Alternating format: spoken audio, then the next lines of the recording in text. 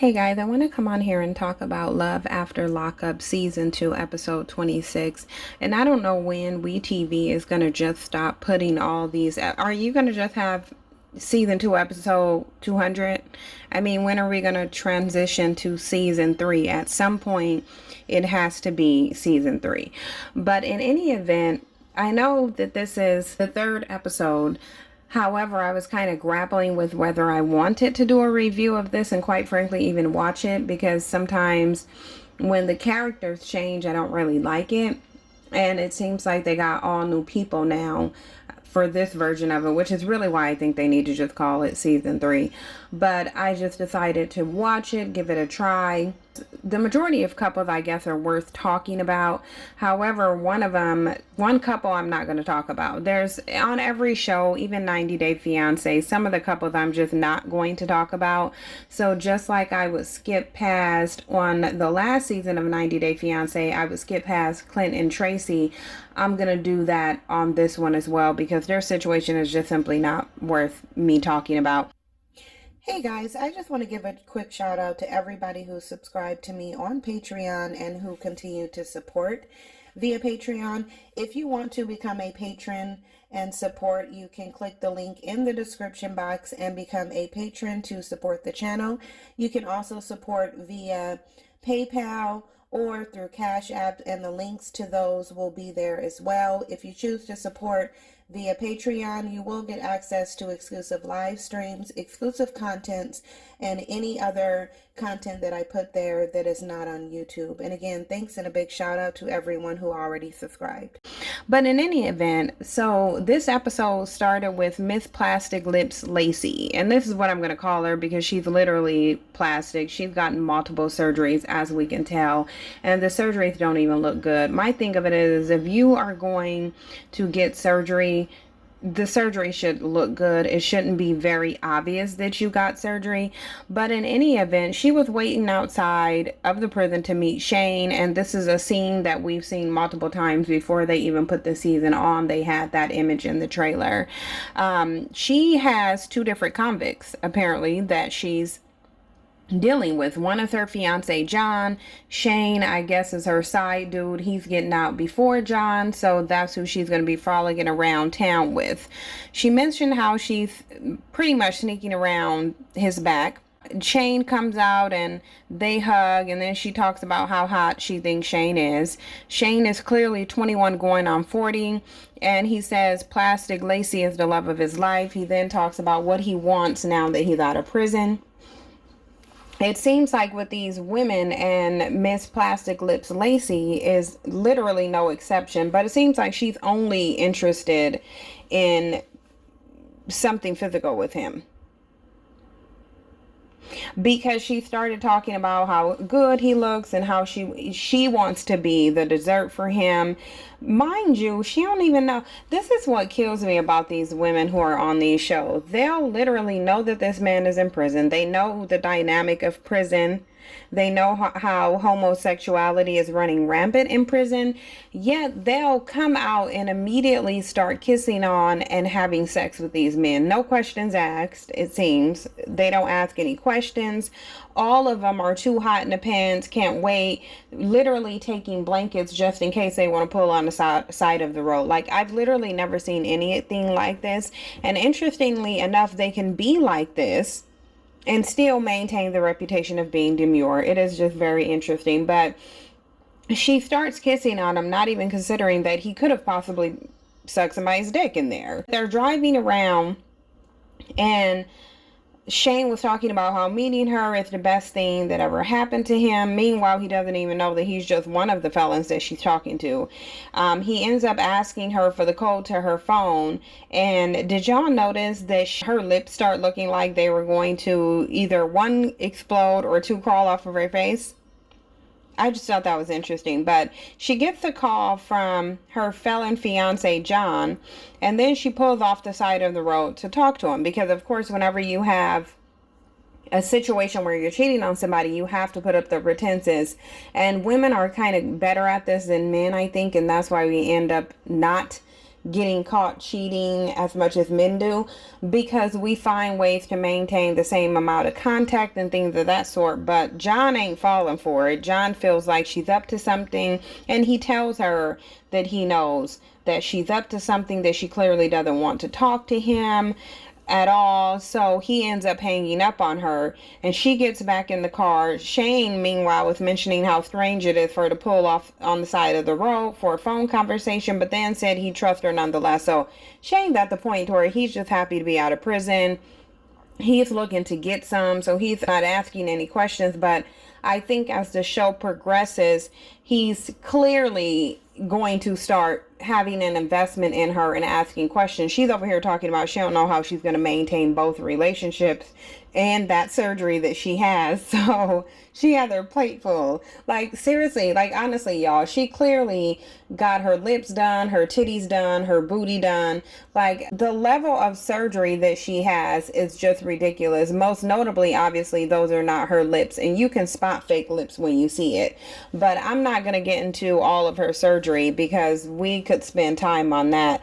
But we'll see how things turn out with her and Shane. I think if she's going to pick one of them, I think if she's going off of looks, which it sounds like she is because she's pretty superficial, then she should pick Shane. But moving right along to Angela and Tony. Now, I don't know if any of you have been watching and following the show from season 1, but Angela and Tony were on season 1, and they ended up not being on the first part of season 2 because Tony was still wasn't out of prison. He had an initial release date, but he didn't end up getting out on that date, and so now they have to go through 2 other season parts of season 2 just to get to Angela and Tony's situation. Now, as you see, there's a complete difference in the type of woman that Angela is versus Tony. Angela said that she doesn't care about prison convicts. In fact, that is her preference in terms of finding a mate. During that first part of this season, on season 1, Angela and Tony, they talked very sexually. Even with food. I remember she went out to have a Caesar salad one time and it turned into sexual talk. So during the first season, their phone relationship was very, very sexual based. Angela talked about how much money she sent to Tony. So the whole relationship was clearly exploitative. Angela, as you can tell, is not attractive. Do you guys notice how Angela looks the exact same as Jenny from 90 Day Fiance before the Other Way? The 90 Day Fiance The Other Way franchise. They look nearly identical. And I bet you can't tell the difference between who is who on these images. Now, I could have used the stock photos for the show, but I wanted to see if you would just be able to tell the difference from them. But let me know, do you guys think that they look the same? I think they do. Now, when Tony gets out, he's in a car with Angela, and they discuss going to eat steak because Tony said that he wanted a good steak. But he makes sure to mention that he's not interested in having a quickie in the bathroom. When he has sex with her for the first time, he says that he wants it to be romantic. Let me explain something to y'all. First of all, even outside of jail, when a man is into you, he will be interested in doing spontaneous, exciting, sexual little trysts here or there. I've never known a man to where if a woman says that she wants a quickie in the bathroom at a restaurant and he turns it down. I've never heard a man sit up here once he's just gotten out of prison for years, mind you, so he hasn't had sex. What I think he said he was 8 years a virgin, or 4 years, one of those things. He talked about the amount of years that he hadn't had sex in. So what type of man gets out of prison and the first thing, well, we'll say the second, because a lot of them they will want to eat. For some of them, the first thing on their mind is sex. He turned it down from her. However, that doesn't give her a clue. That literally does not give her a clue that he's really not into her. But then on the first season and on the opening part of this season, Angela already said if it doesn't work out with one convict, she'll simply just find her another one. But you can tell with the type of woman that Angela is, there's a reason she's on a prison website. Really, with a lot of these women, you can look at them and tell why they're on prison websites, because ultimately they're scraping from the bottom of society, thinking that these men don't have a lot of options, so they're more likely to get that man who's going to be stable and hold them down. That's what some of them think. But Angela said for her, there's just an appeal to it. Now, you can look at Angela and tell that if she goes around in society, she's probably not going to be able to attract too many different men. She'll be able to attract a black man no matter how she looks, but she probably won't have that many options. So it's understandable why she's on a prison convict. But I think there's a psychology to that in general. But in any event, whenever a man sits here and gets out of prison and says that he's not interested in sex right off the bat, just let that be your clue that he's just not into you. Really, you shouldn't need to go any further, but Angela does. She says that she's disappointed because she hasn't had sex herself in 5 years, and she was hoping that he would be more physical with her. I can tell that he's not into her, so I don't see how she can't tell. But people create their own realities. She just doesn't want to embrace the fact that he doesn't care. So they go to a restaurant to get a steak dinner. I'm not gonna lie, even though I don't really eat beef a lot, I eat it rarely because I actually like beef, but my digestive system don't, so I can't really eat beef. Add to that it's just really bad for you in general. I don't like rare steak, but that steak did really look good. Now, the steak dinner in general looked really good, but it kind of actually made me want some steak. It made me want to go out and buy some steak and make potatoes and asparagus. But in any event, Angela sits at the table and she asks him about the wedding. This is another thing that I noticed about these women on here. Like, they don't even want to let the man get out of prison and breathe. The minute that he's out, she probably would prefer to go to the courthouse, and a lot of them act like that. Just like with sex, where they want to rush into sex with the man without finding out if they're clean, without testing them or anything. She's ready to run to go get a marriage license on this man as well, not realizing that there's a difference between meeting somebody and having a relationship when he's confined behind bars. Anybody, he, she, whoever, when they're confined behind bars, there is a difference between maintaining a relationship with someone who's confined behind bars and then maintaining one when they get out. And this is something that they don't understand. But so he basically stumbled over his words, and he tells her to just pick a day and time. Now, she's ready to go tomorrow, so she says she'll do summer. He reluctantly agrees, and then Angela starts talking about giving Tony the benefit of the doubt despite her friend telling her she's being used. Now, everybody can see that she's being used.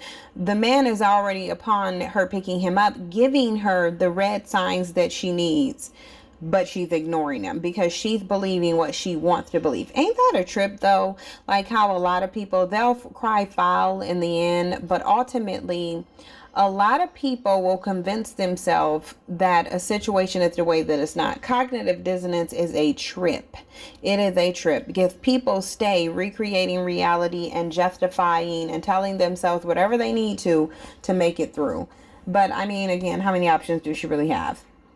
But Angela then is in the car and she's taking Tony to the halfway house that he has to report to. And she mentioned how when Tony was in prison, sex was all he could talk about. She said all roads lead to sex, but now that he's out, he hasn't mentioned it. She also mentioned that she used a lot of filters on her photos, and she altered and photoshopped her photos. Now that Tony has seen Angela without her photoshopped photos, now she's wondering where all of that sexual talk went. Well, all of that sexual talk left when he saw you without the Photoshop. But she makes the necessary excuses to get past her cognitive dissonance while Tony is sitting there rushing her to get him to the halfway house. I just never understand women who pretend to not notice when a man obviously doesn't want them. Do you guys notice that? Like, it's mind-boggling to me. But then she is gross. As Tony's getting out the car, she's kissing him and he just looks like he can't wait for it to be over. I mean, I see, this is what makes me want to watch it, because I like seeing the psychology of people who pretend to not see reality in someone who don't want them. Cheryl and Josh. Now, Cheryl looks like a two teeth having methy, okay? Between her and her mom, there isn't even three decent teeth in that combination. But she's sitting in here, she's waiting in a cabin hotel for Josh to be released, and she talks about how her family doesn't support her decision to be with this man. I know in the last episode she was sitting with her mom, and her mom literally broke down in tears saying she doesn't support the relationship. She knows that Cheryl has already exhausted a lot of money. Cheryl has kids, yet she's spending all this money on Josh. Cheryl doesn't matter. She said Josh is who she wants to be with. She's able to provide for her children on her income. Now, Cheryl actually has a fascination with serial killers, and she said the fact that he robbed a bank turns her on. Now, when Josh comes out and you see what he looks like, he's literally the poster boy for the serial killers that she's attracted to. She meets up with him when he gets out. She sees Josh, his thin lips, and his two boxes. He's fresh out of prison. She rushes up to him. She knows that she already brought a blanket with her just in case she decides to pull over on the side of the road or go wallow in some dirt to have sex with this dude who just got out of prison. And Josh is just sitting there talking about what he wants to do now that he's out of prison, how he doesn't want to go back. Yeah, that's what they always say. But they'll find bodies in his basement in no time because he really looks like that serial killer, and she'll probably help him. He looks like a serial killer, so we'll see. Vincent and Amber. So Vincent and Amber is an interesting dynamic because you don't really see too many men on these shows where they're getting prisoners. I think that there's maybe only been a couple of them. The women greatly outweigh the men. So Vincent is actually a military man, and Amber is in prison. Amber's mother was also in prison, but she's getting out. Like every relationship, they talked about, I know Amber talked about primarily how weird the energy was from her, between her and Vincent. Vince gets an Airbnb and he takes Amber to it, and he's talking about having quality time because, of course, once again, they don't really seem to care about the hygiene of the person who just got out of prison or what they've been doing with their mouth or other body parts. They kind of just want to jump into bed because they've had this romantic ideal about them. And I get it. It's just like people who do online dating, I guess, and they don't see the person, and then they don't meet them, and then once they meet them, because they're not around that person and they really aren't able to pick up the energy, sometimes things can be awkward. There's no connection. They have to get to know each other. That's basically where Amber's at with it. Amber says she just can't understand why there's so much weirdness between her and Vince, and she's talking about how there's no connection. However, there was when she was in prison. I mean, it's easy to establish a connection with a person that you're not around. It's easy to establish a connection with a person who's within the confines of a prison, and you're just happy because you get to have someone on the outside. They're supporting you, they're loving you. But then once you get out and your brain realizes that you've been in a cage, you don't want to go to another cage, which a lot of people can see relationships and commitment as cages. So there's something that goes on in their psychology when they get out, and I think just knowing now that they have their freedoms and their options, it kind of complicates the relationship. So Vince goes, and because Amber says she wanted some red meat, he goes and buys some steaks, some shrimp, and some pork, and he decides that he's going to have a barbecue, but he says he can't really cook. He doesn't season the food. Amber has to remind him to season the food. I don't know what's wrong with people who don't understand that you can season food. But so he makes the steak, the pork, and the shrimp. He doesn't make any sides, it doesn't seem. But it looks like Amber was kind of eating an avocado with it. Whatever. That's cool. I like avocados too. But she gets on the phone with her mom, who is also in prison. And her mom kind of meets Vince for a little while. Then when he goes into the house, Amber talks to her mom about how weird things are with Vince. And she talks about how tense it is between him and her. She also talks about how she doesn't know what the stability of the relationship is going to be like. She gets off the phone with her mom And then Vince and her have dinner, but they still have that awkward tension around. They just don't know each other. They have to be around each other for a little while longer. But, like, I mean, if you don't have a connection, you just don't have a connection, because you should be able to have one up. I can get the nervousness around them and a little bit of awkwardness because you don't know that person. But the reality of it is you should still have somewhat of a connection, because you just mentally got to know this people. But she's saying that she doesn't have one. I don't think they're going to get one. I don't think this relationship is going to last.